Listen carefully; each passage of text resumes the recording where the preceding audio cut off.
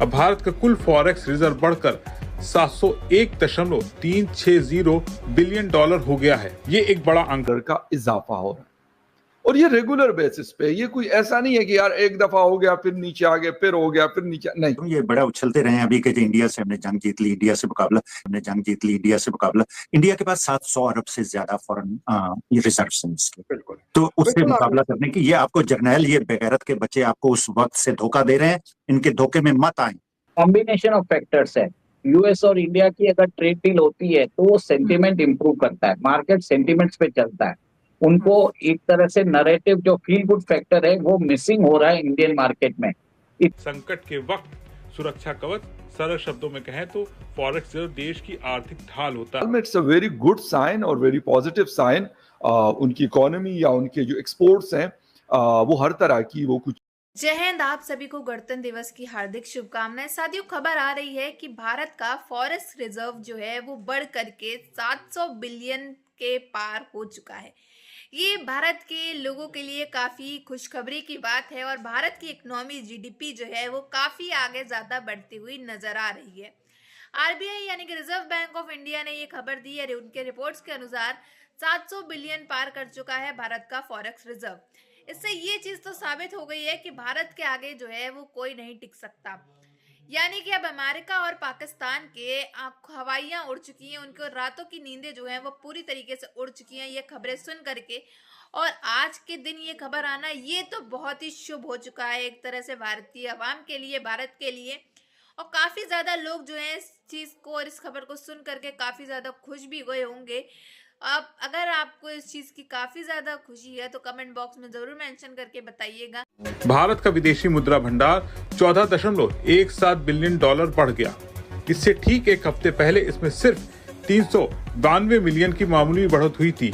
अब भारत का कुल फॉरेक्स रिजर्व बढ़कर 701.360 बिलियन डॉलर हो गया है। ये इनमें वो हमारा नहीं है, वो ये 3 मुल्क चाइना, सऊदी अरेबिया और यूएई ने डिपॉजिट रखा हुआ है जो वो रोलेबल कर लेंगे।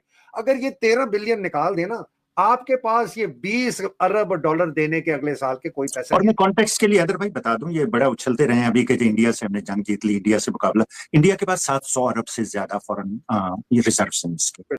इस वक्त आपका ये हल है ये कि इसको पूरा डिसमेंटल किया जाए सारा। आपके एयरपोर्ट बंद कर देंगे, वैसे भी बंद ही हो रहे हैं क्योंकि पीआईए तो बैंकरप्टी हो रही है। वैसे भी इस वक्त फॉरेन एयरलाइंस आ रही हैं, वो आपकी लोकल करेंसी में तो टिकट देते नहीं है। वो एक बड़ा आंकड़ा 62 बिलियन डॉलर्स की यूएस ट्रेजरी होल्डिंग्स को आरबीआई ने कट किया है और अगर परसेंटेज टर्म्स में देखा जाए तो दिस इज अप्रोक्सीमेटली 26% के आसपास का कट है। डॉलर का इजाफा हो रहा है और ये रेगुलर बेसिस पे, ये कोई ऐसा नहीं है कि यार एक दफा हो गया फिर नीचे आ गए, फिर हो गया फिर नीचे, नहीं। स्टैटिस्टिक्स है पाकिस्तान की ओर से। 22 में 26.2 मिलियन बच्चे थे ना जो वो स्कूल में एनरोल ही नहीं हुए। वो नंबर आज 28 मिलियन हो गया हुआ। आप इमेजिन करो 28 मिलियन बच्चे स्कूल ही नहीं गए। और उसमें से भी एक और बड़ा अजीब, दरअसल इस हफ्ते गोल्ड रिजर्व में लगभग 2.6 बिलियन डॉलर की बढ़त देखी गई। एसडीआर में करीब 8 मिलियन डॉलर की बढ़त। आईएमएफ रिजर्व में भी हल्की बढ़त देखने को मिली। यानी सिर्फ डॉलर नहीं, हर जगह मजबूती। कॉम्बिनेशन ऑफ फैक्टर्स है। यूएस और इंडिया की अगर ट्रेड डील होती है तो वो सेंटीमेंट इंप्रूव करता है, मार्केट सेंटीमेंट्स पे चलता है। उनको एक तरह से नैरेटिव जो फील गुड फैक्टर है वो मिसिंग हो रहा है इंडियन मार्केट में। हमने जंग जीत ली, इंडिया से मुकाबला, इंडिया के पास 700 अरब से ज्यादा फॉरेन रिजर्व्स हैं इसके। बिल्कुल। तो उससे मुकाबला करने की ये आपको जर्नैल, ये बेगैरत के बच्चे आपको उस वक्त से धोखा दे रहे हैं, इनके धोखे में मत आए। अयूब खान के दौर में चले, फिर डैम बन गए थे, उसके बाद ज़ियाउल हक, मुशर्रफ, और अब ये आपने देख लिया 3 साल से ये मुल्क में तरक्की कर रहे हैं और 100 अरब डॉलर ला रहे हैं और फलां ला रहे हैं। कुछ भी नहीं आ रहा, कुछ भी नहीं होगा। ये आपकी आंखों में धूल झोंकेंगे। बाहर से अगर पैसे आए भी तो ये बाहर के बाहर लेके खा जाएंगे। ये जजीरे खरीदेंगे, बिल्कुल, और पैसा आएगा ये खुद ही लुटेंगे। ये सब लुटेंगे, अपने जेब भरेंगे, ये अपने स्कूलों के लिए, एपीएस के लिए। It's a very good sign और वेरी पॉजिटिव साइन। उनकी इकोनॉमी या उनके जो एक्सपोर्ट्स हैं वो हर तरह की वो कुछ चीज़ बेचते हैं या वो सर्विसेज दे रहे हैं दुनिया भर को, या उनकी जो स्टेबिलिटी है, पॉलिटिकल स्टेबिलिटी है, वो इकोनॉमिक स्टेबिलिटी भी इस वजह से नजर आती है, बल्कि बहुत हाई लेवल पे है। रिजर्व का मतलब देश की करेंसी ज्यादा मजबूत, विदेशी निवेशकों का भरोसा, आयात का भुगतान आसानी से, संकट के वक्त सुरक्षा कवच, सरल शब्दों में कहें तो फॉरेक्स रिजर्व देश की आर्थिक ढाल होता है। और ये रेगुलर बेसिस पे, ये कोई ऐसा नहीं है कि यार एक दफा हो गया फिर नीचे आ गए, फिर हो गया फिर नीचे, नहीं, ऐसा नहीं होता। ये कंटिन्यूसली इट इज इंक्रीजिंग। मेरे ख्याल में it's a very good sign और वेरी पॉजिटिव साइन। उनकी इकोनॉमी या उनके जो एक्सपोर्ट्स हैं, वो हर तरह की, वो कुछ चीज बेचते हैं या वो सर्विसेज दे रहे हैं दुनिया भर। गवर्नमेंट बोर्ड के अंडर ले आए, अपने वही डीएचए, अपनी वही बदमाशियां, फाटा को वापस लेके जाना चाहते हैं केपी में कि जी ये तमाम मादनियात हैं उस पर हमारा कब्जा। तो पाकिस्तानियों को बताना चाहता हूं, कोई नौकरियां नहीं होंगी, आपका सेहत का निजाम नहीं ठीक होगा, आपकी तालीम का निजाम ठीक नहीं होगा, आपके मुल्क में खुशहाली तरक्की नहीं आएगी, आप गरीब इसी तरह सिसक सिसक के मर जाएंगे। आपकी 60% जो नौजवान हैं उनके लिए कोई नौकरी नहीं होगी। अगर इसके अंदर किसी का फायदा है वो दो इनके हमारी, उनको भी फांसी देना है। ये कोई ख्वाब नहीं है, ये रियलिटी है। Last comments and then we end. एक तो हैदर भाई, फौजियों को बहुत ज्यादा तगदो करने की जरूरत नहीं है। आपने देखा पहले परवेज खटक, फिर महमूद खान और अब ये तीनों ने बेगैरती का वही नंगा नाच नाचा है इमरान खान के खिलाफ। उसकी हिमायत हासिल करके, उसके वोट हासिल करके तीनों ने उसकी पीठ में खंजर घोंपा है। फौजियों को बहुत ज्यादा करने की जरूरत नहीं, उन्हें सिर्फ ये कहना है कि यार बाकी खा रहे हैं, शहबाजा खा रहा है, इधर ये जनरल नानी खा रही है, जरदारी खा रहा है, तो तुम क्यों नहीं खाते? और इन्होंने आ रहा हो उसको अगर इस तरीके से चलाया जा सकता होता तो फिर सब यही करते, कर्जे लेते, और मतलब फिर जब वो कर्जे, मतलब उनका वो पैसा खत्म होने वाला होता, फिर मजीद कर्जा लेते और खुद कुछ भी ना करते। ना उनको एक्सपोर्ट्स की जरूरत थी, ना किसी और चीज की जरूरत थी, ना इंडस्ट्रियल बेस की जरूरत होती, बल्कि यही चल रहा होता कि चलें जी कर्जा लें और सिस्टम को चलाएं। अनफॉर्चुनेटली हमने हमेशा एडोकिज्म के ऊपर अपना सिस्टम चलाने की नाकाम कोशिशें की और आज भी यही कर। के अंदर अपनी मैन्युफैक्चरिंग फैसिलिटीज लेकर आ रही हैं। 15,000 करोड़ यूरो, मैंने डॉलर बोला था, यूरो है, वो अनाउंस कर दिया उन्होंने कि भारत के अंदर इन्वेस्टमेंट्स करने वाले हैं। प्लस टेक्नोलॉजी ट्रांसफर है, उन्होंने बोल दिया। कौन सी इंडस्ट्रीज में वो भी बताऊंगा आपको मैं। और एफटीए साइन हमारे साथ होने वाला है। लास्टली, जो अमेरिका की दादागिरी है उससे वो दुखी होकर और वो बाहर निकलने वाले हैं। चलिए अब मैं सारे पॉइंट्स को थोड़ा डीपली आपके सामने रखता हूं। लोग बाहर हैं, हर इंसान को जैसे उनकी तरह 5-10 लोगों को अपने इर्द गिर्द उन्हें इकट्ठा करने की और उन्हें समझाने की जरूरत नहीं। क्वांटिटी से नहीं होता, क्वालिटी से होता है। अगर आपके पास 5 लोग हैं जो ऑर्गेनाइज कर सकते हैं, जो अपने जज्बे से चीजों को ठीक कर सकते हैं, तो आप ये सारे सड़े हुए हरामखोर लीडर जो बैठे हुए ऊपर, चाहे वो सियासी पार्टी में इमरान खान के नाम की खा रहे हैं, चाहे वो किसी और को बेवकूफ बना के खा रहे हैं, उन सबको आप हटा देंगे, मामलात अपने हाथ में लेने पड़ेंगे। वरना जहां हम वैक्यूम छोड़ते हैं, कोई मुल्ला काबू कर लेता है, कोई जनरल काबू कर लेता है, तो हमें ये वापस लेना होगा। एक it's not economy, it's education stupid. ये इकोनॉमी की बात तो एडवांस्ड कंट्रियों के लिए, हमारे कंट्रियों के लिए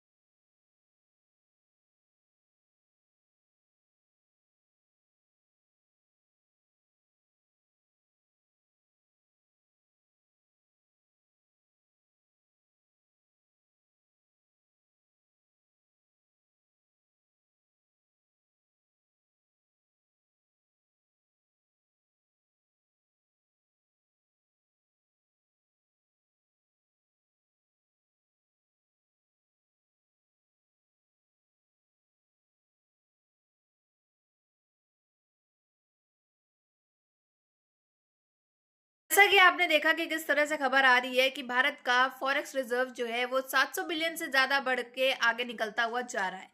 और आपको मालूम होगा कि भारत से आगे इस समय कोई भी नहीं है, चाहे वो इकोनॉमी की बात हो, चाहे वो जीडीपी की बात हो या डेवलपमेंट की बात हो। भारत जो है वो एक ऐसा मुल्क है, ऐसा देश है जिसके कंपैरिजन में कोई सामने नहीं खड़ा है। भारत ने एक अपनी मिसाल बना ली है और आज के दिन ये खबर आना ये तो काफ़ी ज़्यादा खुशी की बात है भारत के आवाम के लिए। और आप जानते हो कि आज के दिन कितना जश्न मनाया जा रहा है। ईयू की जो चीफ है वो भी भारत के अंदर मौजूद है। उन्होंने भी देखा कि कैसे आखिरकार भारत के अंदर गणतंत्र दिवस की जो है तैयारियां हो रही थी और कैसे आज का दिन जो है वो मनाया जाता है, सुबह झंडा फहराया जाता है, कैसे भारत में गणतंत्र दिवस कैसे सेलिब्रेट किया जाता है। ये सब चीज़ें देख करके काफ़ी ज़्यादा प्रसन्न हुई। और इतना ही नहीं, यूरोप की तक आर्मी फौज जो है आज के परेड वगैरह में शामिल थी। ये एक बहुत ही अलग खुशी की बात है भारत की आवाम के लिए कि भारत के साथ कितने ज्यादा नए मुल्क जो हैं वो बढ़ते चले जा रहे हैं। और आपने नोटिस किया होगा जब से नरेंद्र मोदी जी आए हुए हैं तब से कोई ना कोई चीफ प्रधानमंत्री हर बार जो है वो चीफ ऑफ गेस्ट के द्वारा जो है इनवाइट किया जाता है। रिपब्लिक डे के अंदर कोई ना कोई मुल्क का प्रधानमंत्री चीफ कोई ना कोई जो है वो जरूर होता है। इस बार यूरोप की चीफ यानी कि ईयू की चीफ थी। तो ये काफी ही गर्व की बात है कि हर साल ऐसा कोई ना कोई चीफ गेस्ट जरूर होता है भारत के अंदर मौजूद। अब आपकी क्या राय है, क्या इस चीज की खबरें सुन करके? या ऑब्वियसली ईयू की चीफ यहाँ पर हैं और वो भी आज के दिन, और फिर फॉरेक्स रिजर्व की ये रिपोर्ट आना रिजर्व ऑफ बैंक इंडिया के द्वारा, तो इस चीज को देख करके यूएस को तो काफी ज्यादा तकलीफ हुई है। यानी कि राष्ट्रपति डोनाल्ड ट्रम्प जो है अमेरिका के, उनको काफी ज्यादा मिर्ची लगी है। और रही बात पाकिस्तान की, तो उसको तो अब आदत डाल ही लेनी चाहिए क्योंकि वो कहाँ है और भारत कहाँ है। ये चीज का कंपैरिजन करने लायक ही नहीं रहा।